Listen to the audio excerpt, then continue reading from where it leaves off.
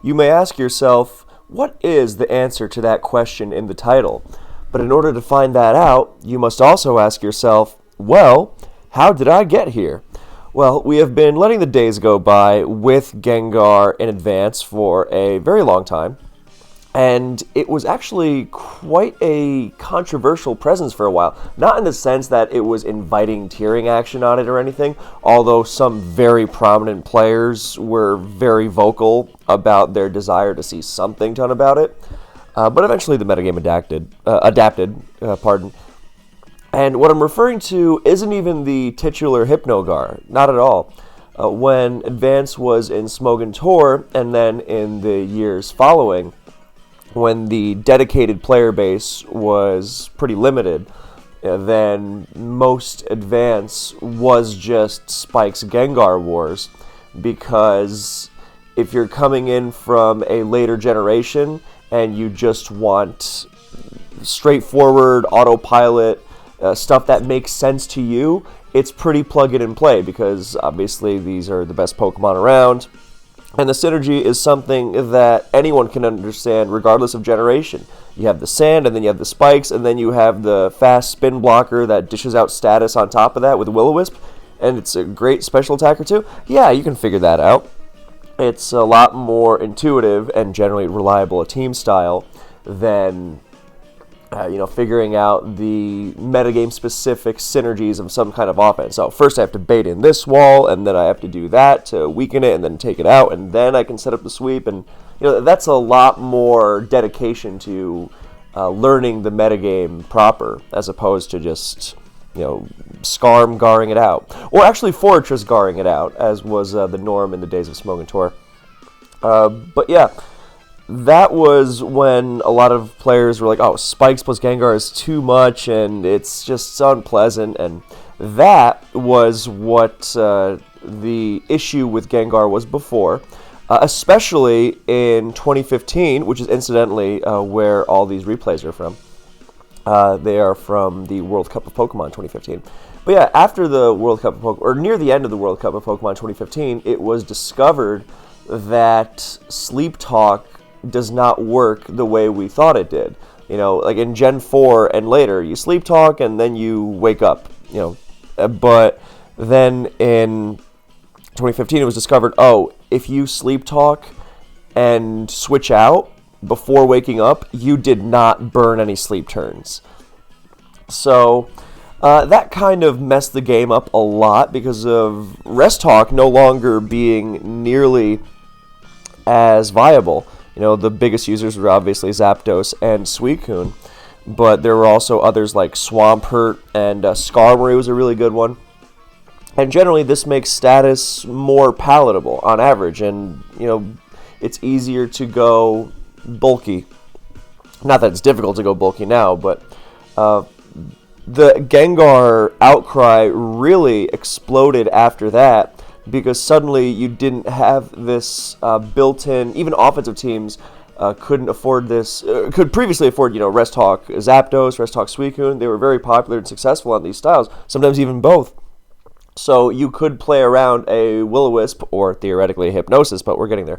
But the primary culprit is Will-O-Wisp alongside Sand and Spikes. So you had that tool, and then it got taken away, and Gengar became even more unbearable. So people were really complaining about it. It's what led to that infamous game between McMegan and Ojama in the SPL tiebreak finals of 2017, where they agreed to no Spikes. That wasn't just because of Spikes, that was because Spikes and Gengar, and there was a whole big argument about it. I even made a video about it. It's called The Time to All-Time Greats Played by Their Own Rules in the Tournament Final, something like that. Anyway, so Spikes, Gengar, Will-O-Wisp broken, that was the sentiment for a while, but then the metagame started adapting. And then there were, there's always that silly knee-jerk hyper contradiction. It's like, oh, well, Gengar's not even good anymore. And obviously it's still good. And then that has died out, thankfully. People do it with Skarmory too all the time. Not so much lately, but they used to do it. It was like a bi-yearly thing. Anyway, in both definitions of bi-yearly, it felt like, depending on who you were talking to. But yeah, generally the metagame adapted, Will-O-Wisp Gengar is no longer, completely strangling the metagame. I mean, it does gatekeep the team builder a lot, but it's not going to be called broken by anyone. People are a lot more likely to just target Scarm spikes in sand if they're going to do anything. And I mean, obviously, you still have games like last year's SPL Finals where someone goes, "Oh, I can play around Will-O-Wisp Gengar with this," with a team that can't play around it, and then it shows that they really cannot. It's very restrictive in that sense. So, Will-O-Wisp Spike Sand Gengar, that was the target for a while. But in more recent years, it's been another aspect of Gengar's game that has drawn very passionate ire of top-level players. And I have to say, I'm definitely in their camp, because it's not really a ridiculous opinion, I don't think. In general, as like, oh, those wacky advanced players, they want to preserve their baton pass, and they want to, because nowadays we are a lot more accepting of the fact that sleep is actually kind of ridiculous. Tradition and sleep claws make me think, oh, sleep, yeah, hey, just get good, we have sleep claws. And then the bans of sleep in Gens 5 and 9 led us to say, actually, this thing is really stupid. So, it's why there's discussions about sleep and DPP being dumb, and, RBY, that's a whole RBY-specific can of worms, of course. But, yeah, basically the idea that sleep is dumb, and in advance you generally don't have the issue so much. I mean, yeah, Hypnosis Milotic can be kind of dumb sometimes, but it's so specific and rare. People were actually complaining about Spore Breloom for a while because of how reliable Spore is, and when you get that pseudo KO. But the real quote-unquote culprit is Hypnosis Gengar. And the reason is pretty simple. It's kind of like in Gen 9 when you have Sleep not being used by these slow grass types who, while great, are not breaking the game open. Your Amoonguses and Tangrowths or whatever. In Gen 9, you have things like Darkrai and Iron Valiant. And it's like, oh, well, when these things use Sleep... Actually, I think it's a perfect comparison because they are also frail and use Hypnosis as their sleep move. And if they hit and get that lengthy sleep duration, it's really dumb. Now, when these complaints were starting to surface, we were still in Gen 8. So, were we Gen 8? Yeah. No, actually, when these complaints were starting to surface, whatever. Late 7, early 8, whatever it might be. My memory's going. On this subject, anyway.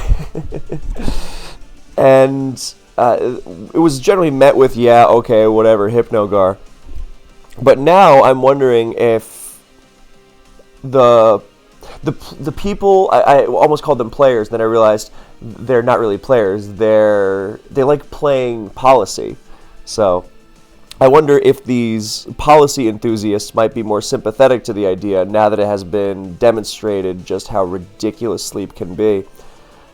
So, yeah, the basic thematic thrust of this is that when you have such a good Pokemon, well, first of all, the idea is getting these super free turns on such a good Pokemon is already insanely dangerous. If for those of you who are watching this video and not just listening along, then you already saw. But for those who are just listening in their cars or wherever, or while they're doing their dishes, laundry, either way, I'm honored. Anyway, point being that in this battle between McMegan and Ray Scarface, on multiple occasions, McMegan's Gengar just slept something that was in front of it and got bailed out. Let me skim through it again really quickly. And this is not the only replay where this happens. I had my points in mind. Anyway, I just wanted to solidify it in my mind. Yeah, so here we have... I mean, there was also Ray's Gengar missing Will-O-Wisp on Skarmory and other fun stuff like that. But yeah, so here comes Gengar. And yeah, so Gengar Ice Punches Zapdos, Hypnosis is it on a turn. Ice Punches Spitav Zapdos, does 33%. So, and the Gengar is at 67, so it is not really in shape to take a Thunderbolt. McMegan's team is dealing with 3 layers of spikes, so Celebi and Jolteon is at half health before spikes and Toxic. Celebi cannot switching comfortably either to 87 and Toxic. T-Tar is taking a good chunk. The Rock Resist last on McMegan's team is not, Zapdos destroys Rock Resist generally. Metagross, Swampert, it's almost certainly going to be Swampert. Yeah, this is a prime situation where even Spadev Zapdos is going to cause a major threat. The only way Gengar could get out of this, at most times, would be either going for an Ice Punch crit, which might not even KO, depending on the roll, or Destiny Bond, or Explosion. All of those, those are fine. Ice Punch is just, that's just a very low percentage chance. Or a Freeze, I guess, but also a low percentage. Destiny Bond and Boom, I mean, sure, but you lose Gengar for it to take the Zapdos down. And Hypnosis is just such an insane bailout tool here, which, on something like Breloom, it's already controversial. But you see how this can get hairy on such an amazing Pokemon already. Such a Pokemon that's already so difficult to deal with. Just giving it this opportunity to just shut something down.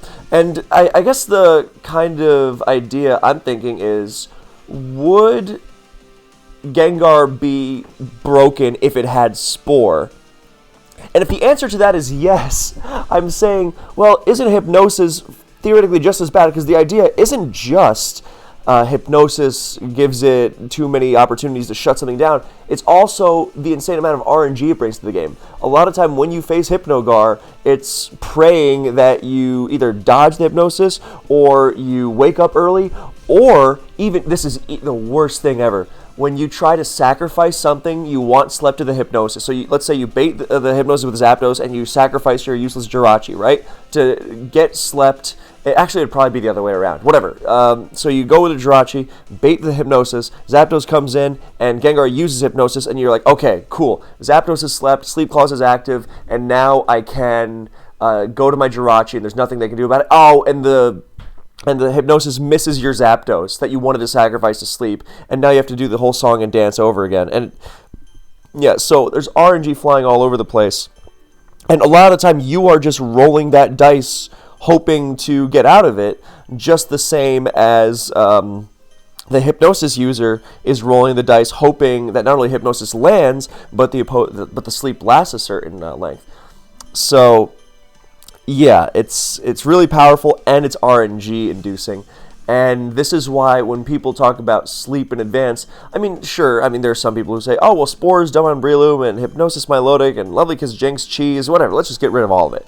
I'm sympathetic to that, too, to an extent, but it's the Hypnogar that really makes people think, no, I don't want to get rid of Gengar, I don't care about sleep, but Hypnosis Gengar is the issue. So in this example, Gengar sleeps the Zapdos. Okay, sure, that's the requisite turn of sleep burn already. So Zapdos can wake up on the next turn. So McMegan has no choice but to just stand and go for Ice Punch, or very little choice. 30.7, so even a crit wouldn't have KO'd. Zapdos wakes up immediately and uses Sleep Talk. So this Rest Hog, Zapdos, and Suicune have come back into the metagame to an extent, since not anywhere near their former popularity, of course, but since the Sleep Talk mechanics discovery. But yeah, this is an example of, oh, well, sleep helps you play around these things. But see, now, even when you have Sleep Talk, the supposed check to these things, to sleep, then it is also RNG because, oh, well, you have Sleep Talk. Okay, well, now you just woke up on the first turn. The first turn you were able to wake up, so it's still a very low percentage. And there you go. It's so it's useless. So now Zapdos is still maybe in range, kind of in range. And yeah, so now McMegan goes for another Hypnosis and misses. Okay, sure. So all in all, this was look, one example is, we're not talking just this concrete example. We are talking a little in the abstract here, which is necessary, I think, in competitive Pokemon discussions. And it's weird because whenever you get a little abstract in these discussions, people go, well, in this literal example, it's not exactly like, come on. Although in this literal example, it was already very silly because Gengar was in a position where it would have been KO'd probably by the Zapdos, and instead it has forced the Zapdos to rest, and now it is very vulnerable. So now we're just going to keep attacking it with Ice Punch. And then, and let's not even talk about how when you Sleep Talk, that doesn't guarantee that you're going to pull a good move, as Zapdos pulls Rest. So now, McMegan goes to Jolteon finally, and Sleep Talk Roar. Okay, there we go. Roar's in T-Tar, whatever. So CB Focus Point. Okay, we're not analyzing this game. Now Ray's Gengar comes in and doesn't T-Bolt into the Jolteon, so it's fine. So now it's going to weaken Celebi, blah, blah, blah. Not really interested. Okay, now here's the really outrageous example. I guess it's not yet. Yeah, so Swampert chases out Jirachi. Stuff happens. Dugtrio weakens it. Yeah, the Dugtrio weakens... Okay, so for those listening, the situation is as follows. T-Tar, 58.7 before spikes. Gengar, still same percentage as it was before. Swampert, 70%. It is in Jirachi HP grass range. Jirachi's at 44. So this is prime Zapdos, Zapdos too, actually. Zapdos can help clean this up based on the damage Jirachi does. But it is looking like Jirachi's insanely threatening here. So Gengar pivots into the HP grass. So now we've got a half-health Gengar against a half-health Jirachi. And what happens is McMegan hits Hypnosis. So, okay, 60% again. First turn burned, fine. And now the thing is he has to also hope that Jirachi stays asleep for long enough for him to switch to T-Tar. Because remember, Jirachi can already wake up on this turn. Switch to T-Tar, and now...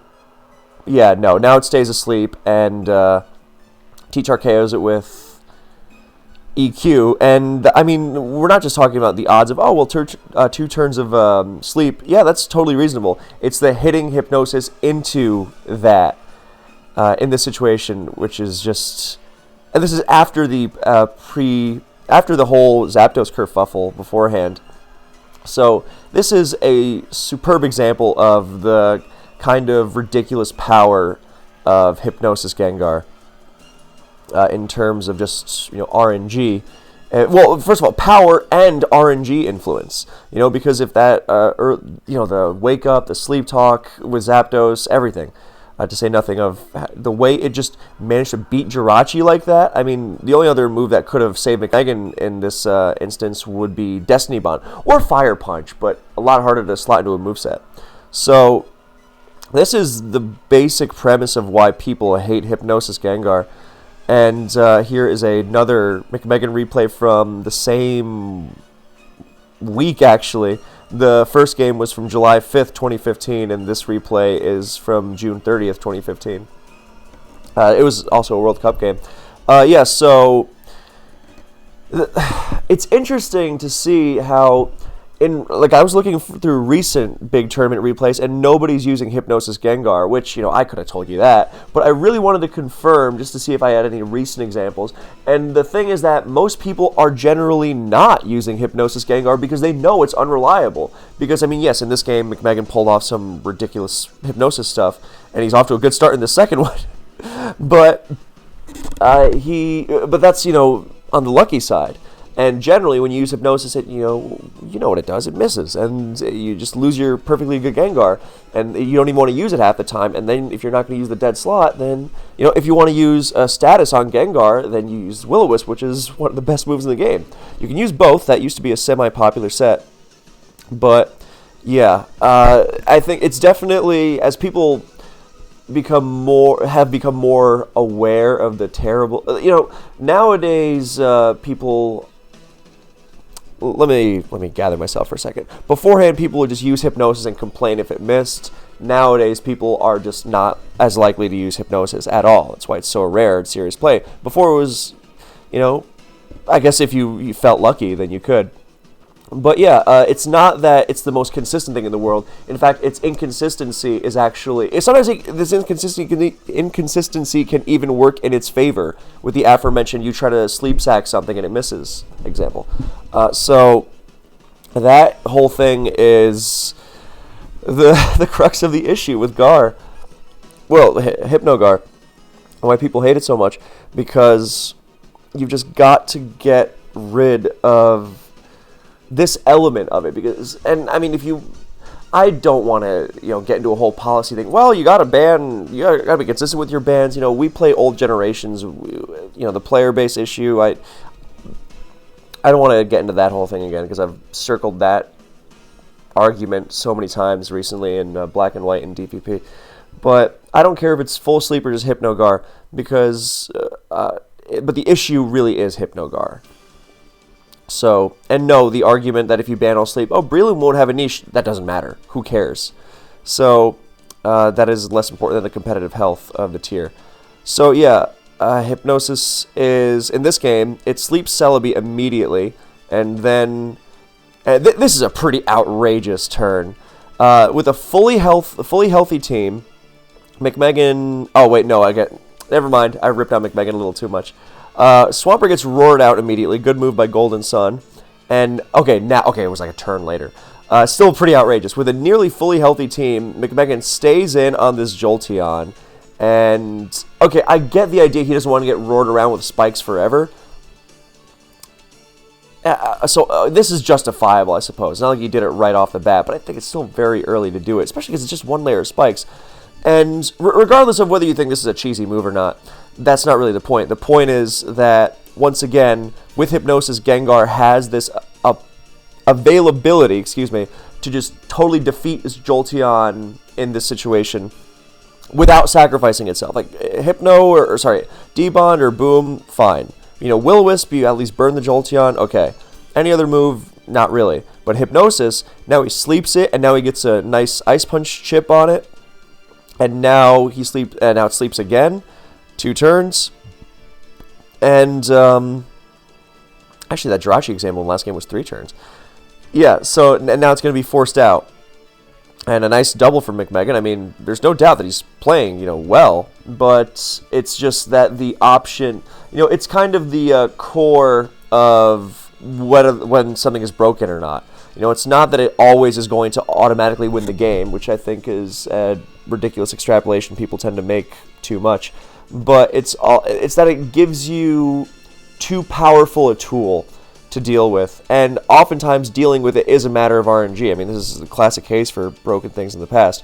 When you talk to people about tiering advance, most of them are very happy. I mean, you get the occasional people, like right now people are talking about, should we free Why Not? Like, dude. But there's a great expression for this, actually. ABR came up with it, I think. I think Jirachi and ABR collaborated on make it. I think one of them named the cause, or named they named the concept, and then the other came up with a name for it. I think Jirachi named the concept, and ABR made the name, but I forget. Anyway, Jirachi was talking about the phenomenon of players who generally only play one tier, and they will, they get bored because, it's natural to, they're not looking for, I want to run the most competitive team every time, and they start mixing it up a lot, a little too much sometimes, like Mismagius and DPP, multiple times. And that sounds like a shot, I'm sorry, but the basic problem is that they compromise their own competitive ability because they are bored with the standard options, so they wind up using worse Pokemon just to mix it up, and then they wind up losing because they're using worse Pokemon. And that is what is referred to as bored mainer syndrome, as in, mainer, as in you play one tier, you main one tier. And, because most people, like, someone like ABR, who will never get bored of running the most standard Pokemon in a tier. Also, he comes up with innovative teams with standard Pokemon, but that's not the point. But one of the reasons why he doesn't get bored is, number one, he's interested in the competitive side of things, so he's not just going to mix things up because, I want to look at different sprites on the field. It's like, no, he wants to win. So if that means using Skarmory over and over, then he'll do it. But another reason is that he doesn't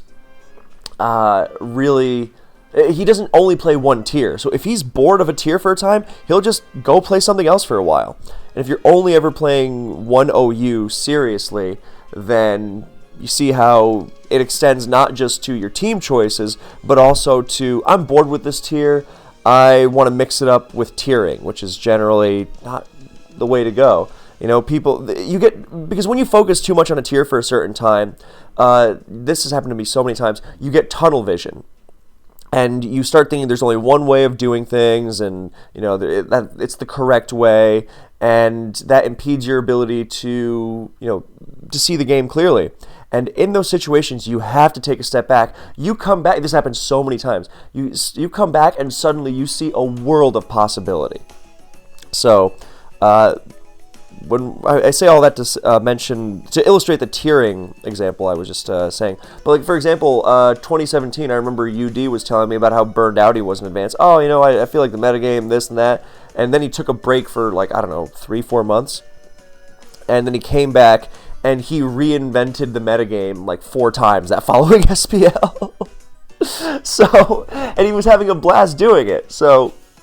Yeah, he went from, this is so stale and boring to there's infinite possibility. So that's why, when most people talk about advanced tiering and wanting to shake things up, it is generally an example of BMS, Board Mainer Syndrome, where it's just, dude, you gotta,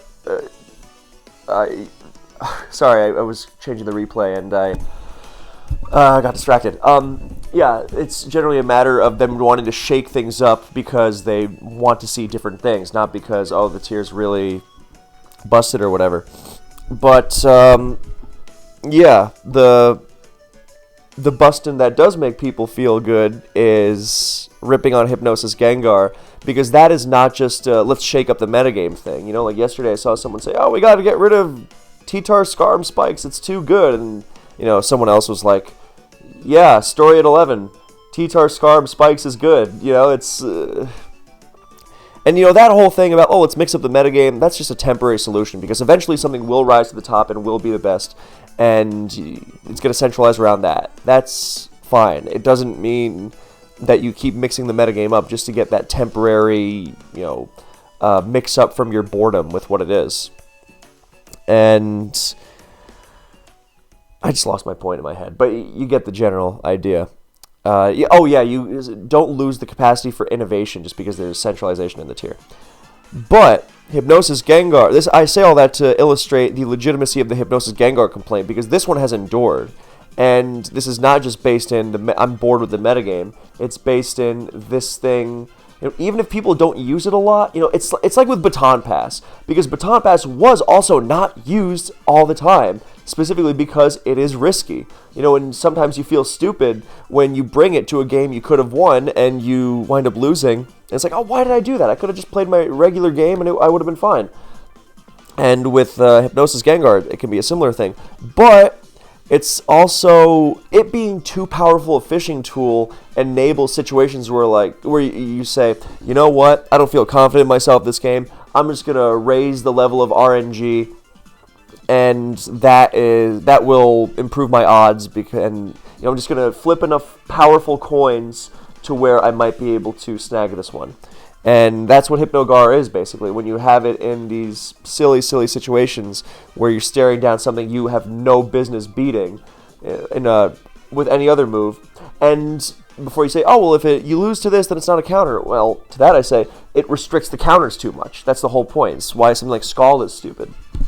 And like Scald, it is also very RNG heavy.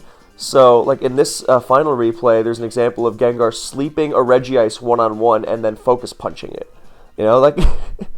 What else is Gengar going to do to Regice? That doesn't involve sacrificing itself.